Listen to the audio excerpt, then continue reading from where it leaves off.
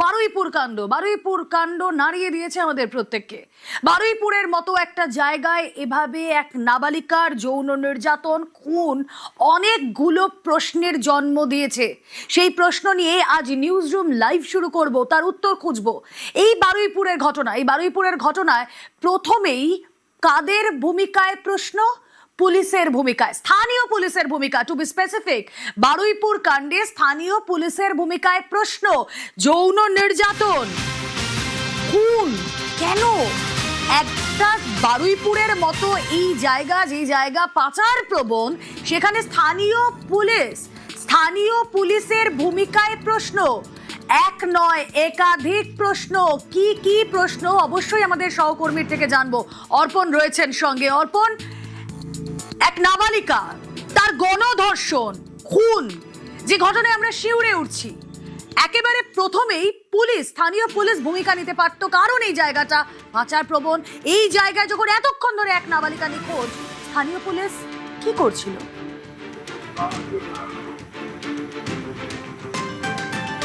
দেখো, এলাকার মানুষজন, পরিবারের লোকজন, তারা যেটা অভিযোগ করছে, বিকেল 4টের পর সে বন্ধুর বাড়ি যায় এবং রাত্রি 8টা পর্যন্ত যখন বাড়ি আসেনি, তারপরেই পরিবারের লোকজন স্থানীয় যে ক্যাম্প রয়েছে, সূর্যপুর ক্যাম্প, সেখানে গিয়ে তারা জানান যে তাদের মেয়েকে পাওয়া যাচ্ছে না।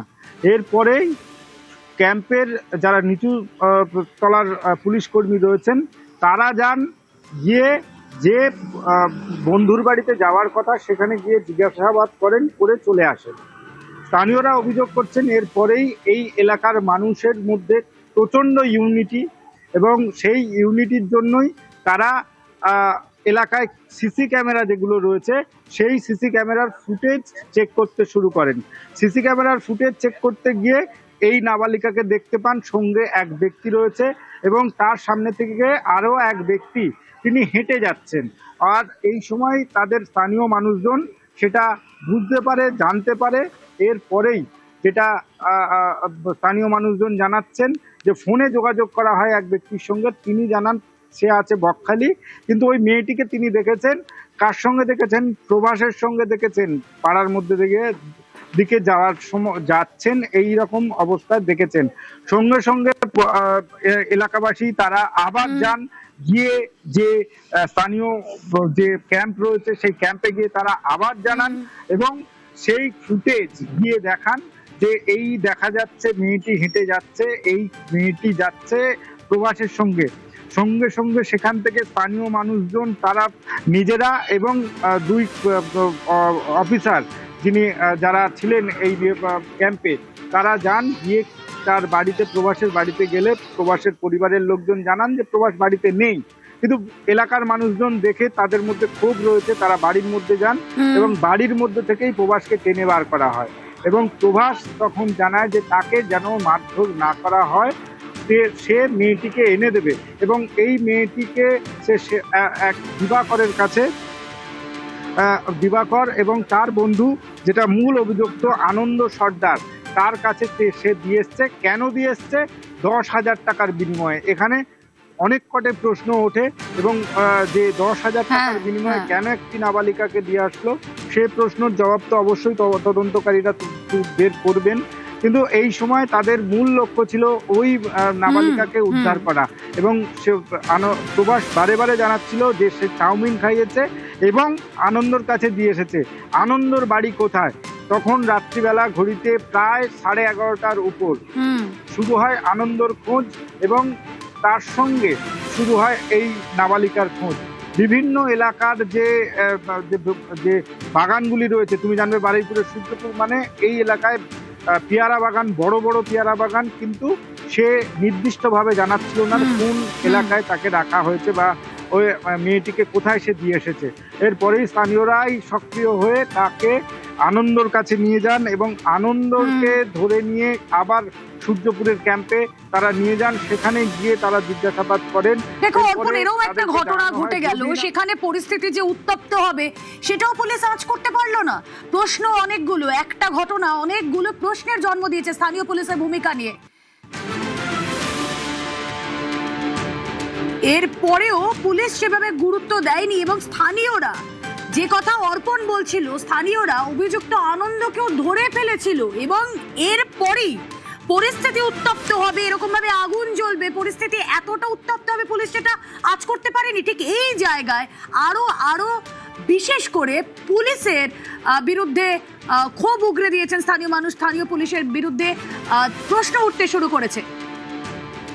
চলে যাই, অর্পণ রয়েছেন আমাদের সঙ্গে আরো একবার। অর্পণ, স্থানীয়রা যাদের কথা বলছিল এই আনন্দর খোঁজ তারা পেয়ে গিয়েছিল, আনন্দকে ধরে ফেলেছিল তারা, তারপর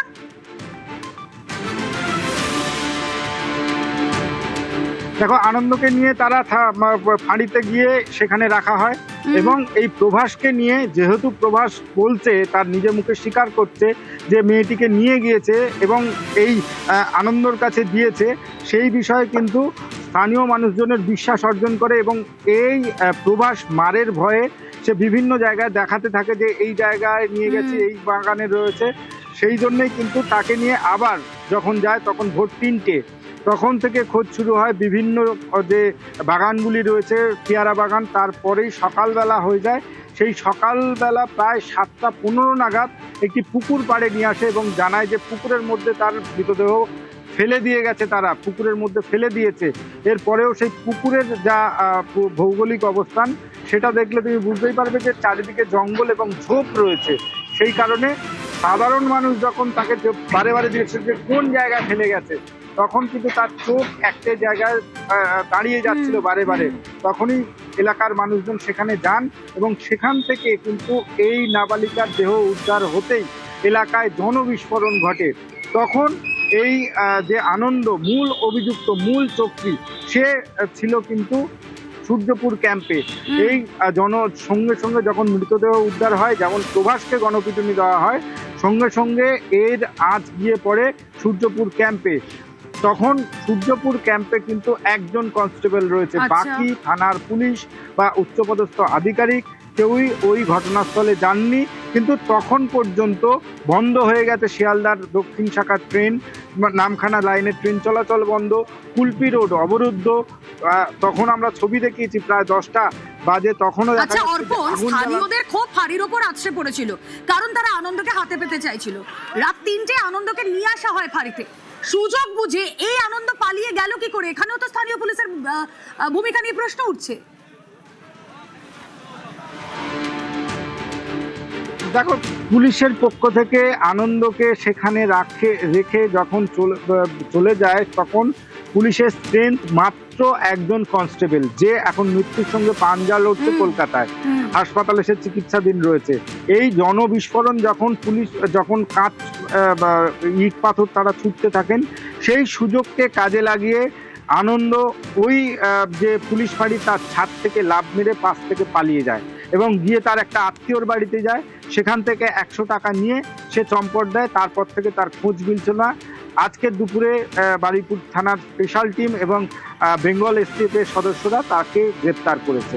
এখানেই প্রশ্ন যে এত বড় ঘটনা, একজন নাবালিকা সে নিখোঁজ হয়ে গেল, একজন ব্যক্তি সে স্বীকার করছে যে তাকে অপহরণ করেছে, তারপরেও কেন পুলিশের টনক নড়ল না? তুমি আমাদের সঙ্গে রাখো। মুখ্যমন্ত্রী শুভেন্দু অধিকারী তিনি এই ঘটনায় জিরো টলারেন্সের কথা বলেছেন। কি বলেছেন তিনি, শুনবো একবার।